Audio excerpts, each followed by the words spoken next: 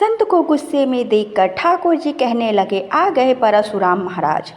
उत्तर भारत के एक छोटे से गांव बेलवन में एक संत कई वर्षों से वास कर रहे थे।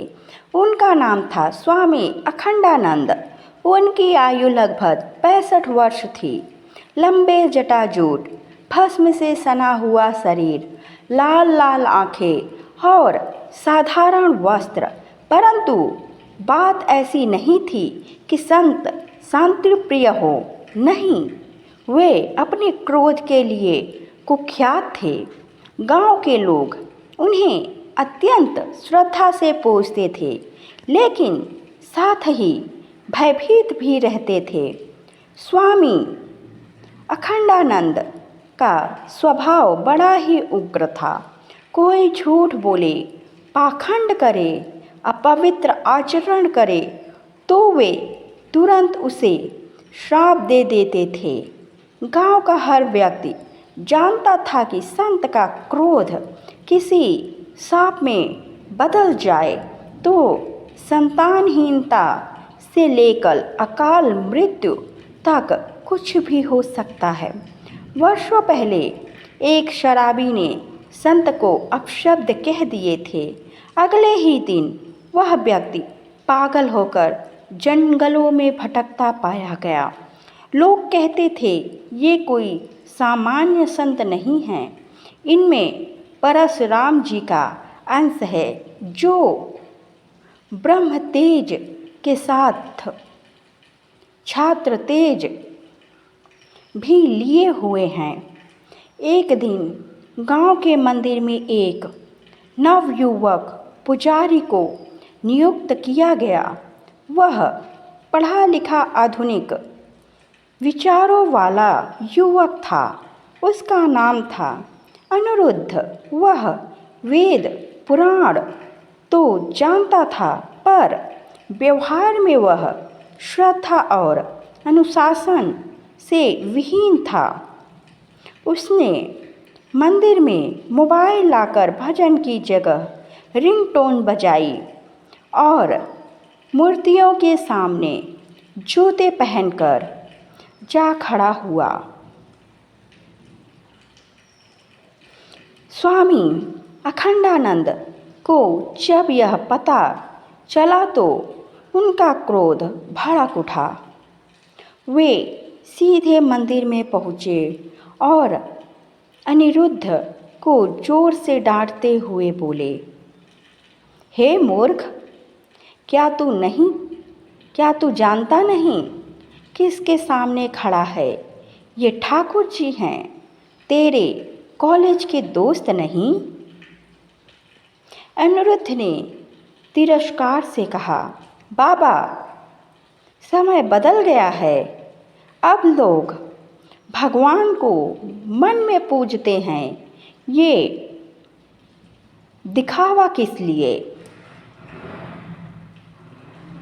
बस फिर क्या था, संत के नेत्र अग्नि की तरह जलने लगे। उन्होंने जोर से दहाड़ लगाई, श्री राम, जय जय राम। उठेगा ये अधर्मी, पर जैसे उठा वैसे ही गिरेगा। उनके हाथों से त्रिशूल निकला और मंदिर के एक कोने में पटक दिया गया। पूरा गांव कांप गया। ठाकुर जी की मूर्ति हिलने लगी। तभी मंदिर में स्थापित भगवान श्री कृष्ण की मूर्ति हल्की सी थरथराने लगी और एक मंद मुस्कान मूर्ति के अधरों पर स्पष्ट दिखाई दी। तभी आकाशवाणी सी हुई, आ गए परशुराम महाराज। क्रोध से नहीं, अब करुणा से युद्ध होगा। संत ठिठक गए। उन्हें लगा जैसे किसी ने वर्षों बाद उन्हें उनकी ही आत्मा से मिला दिया हो। गांव के उस प्राचीन मंदिर में अब गहरी शांति छाई हुई थी। सब लोग स्तब्ध थे। स्वामी अखंडानंद अब भी निश्चल खड़े थे, पर अब उनके चेहरे पर पहले जैसा गुस्सा नहीं था। उस वक्त उनकी आंखों में कुछ और था, एक पहचान, एक आत्म स्मृति और ठाकुर जी की मुस्कान। वो मूर्ति अब भी मंद मंद मुस्कुरा रही थी, मानो वर्षों से प्रतीक्षा कर रही हो अपने उस रूप की जो अब जाग गया था। तभी स्वामी जी जमीन पर बैठ गए। उनकी आंखों से आंसू बह निकले। गांव वाले सकते में थे। जिसने एक पुजारी को श्राप दे दिया, वो खुद अचानक रो क्यों रहा है? तभी ठाकुर जी की मूर्ति के पास से धीमी सी आवाज आई, परशुराम जी, इस बार आपकी परीक्षा है क्षमा की। स्वामी अखंडानंद ने गांव वालों को पहली बार अपने जीवन की कथा बतानी शुरू की। मेरा जन्म एक ब्राह्मण कुल में हुआ था, पर पिता मेरे तपस्वी नहीं थे, बल्कि सत्ता लोलुप थे।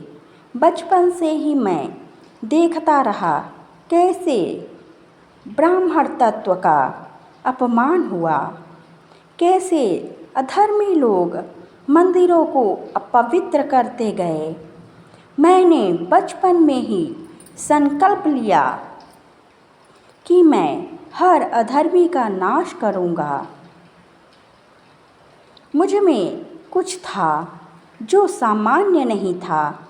क्रोध जब आता तो लोग कांप जाते।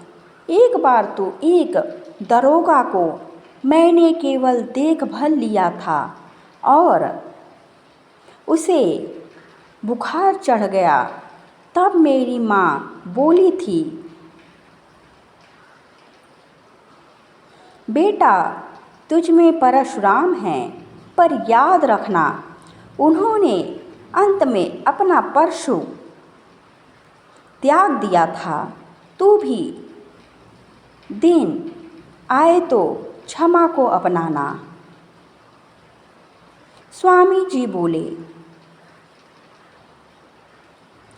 मुझे जीवन में कई बार संकेत मिले कि मैं कोई सामान्य जीव नहीं।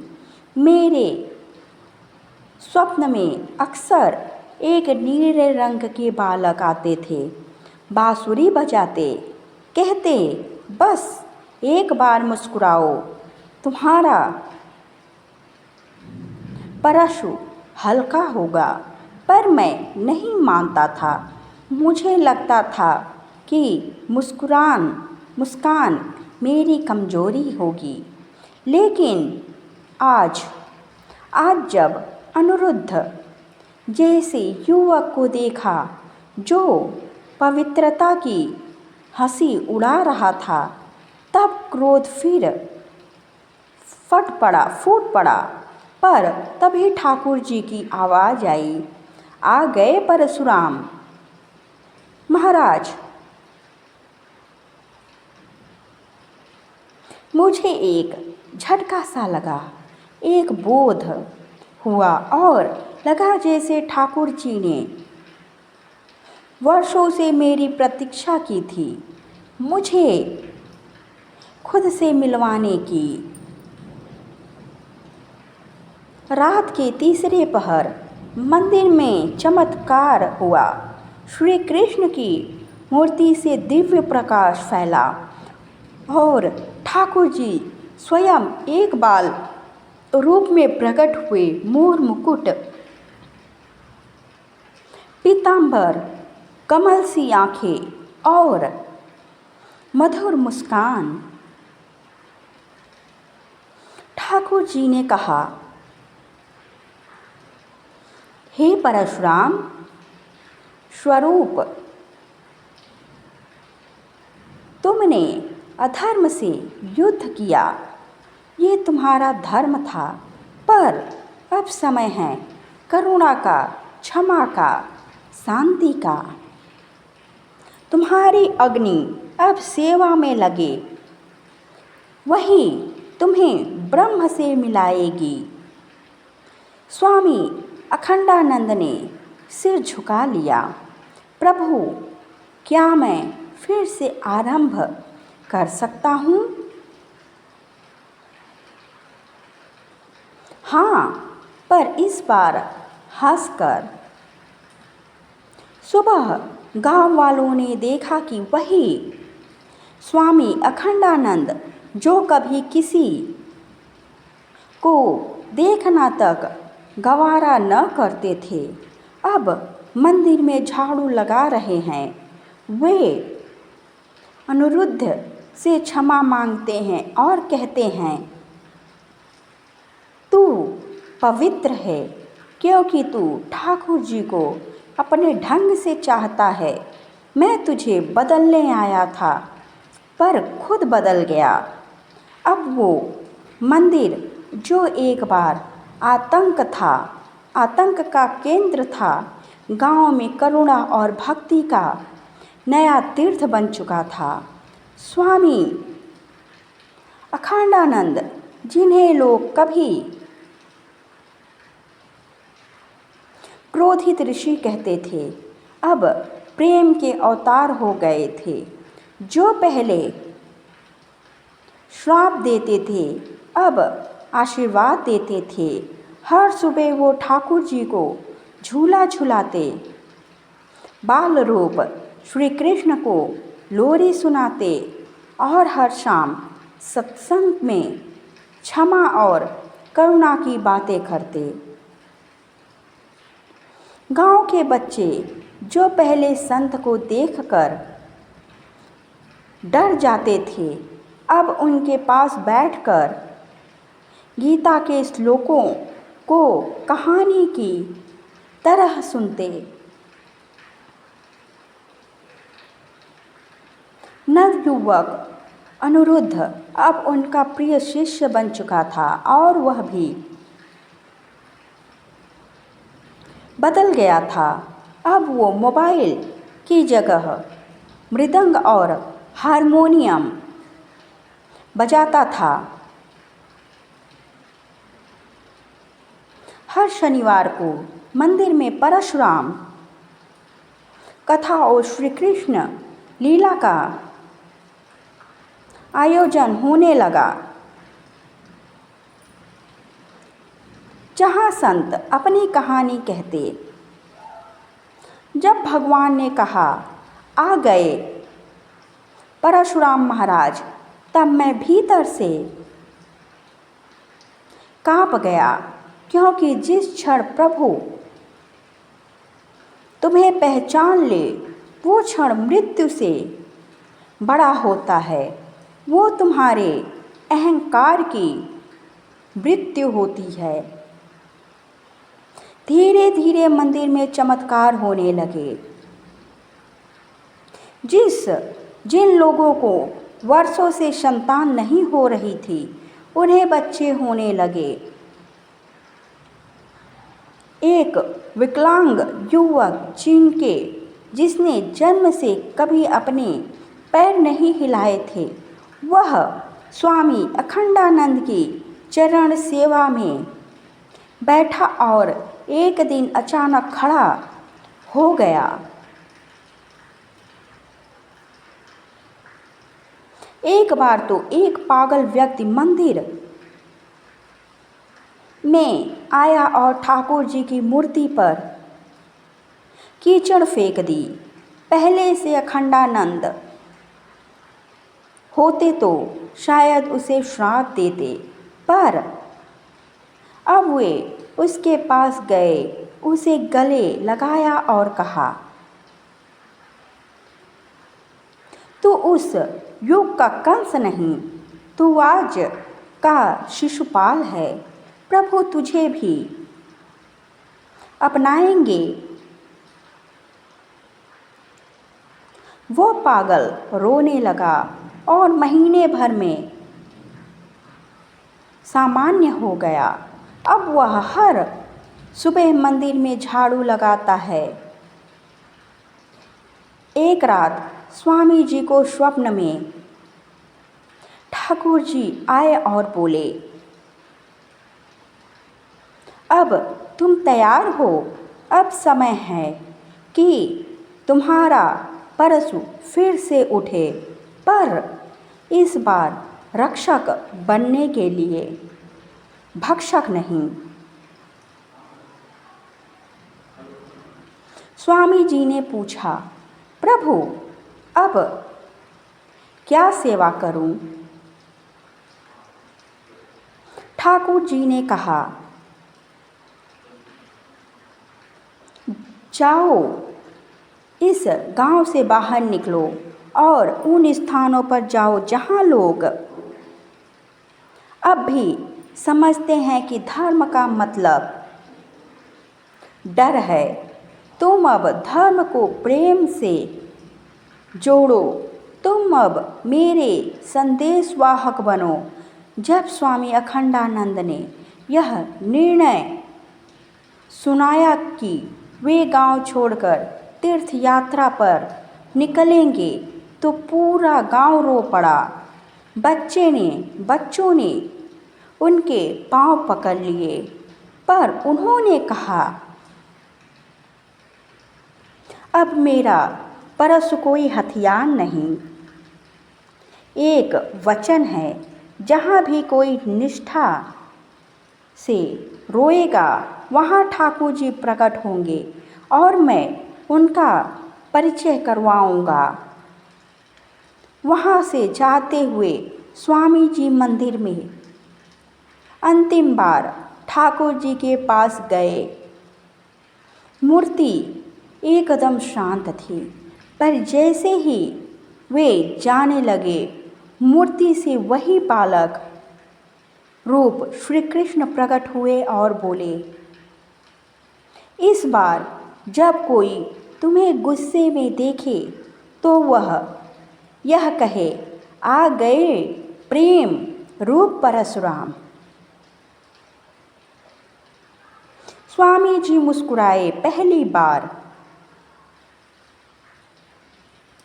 अश्रु और हंसी एक साथ उनके चेहरे पर आई।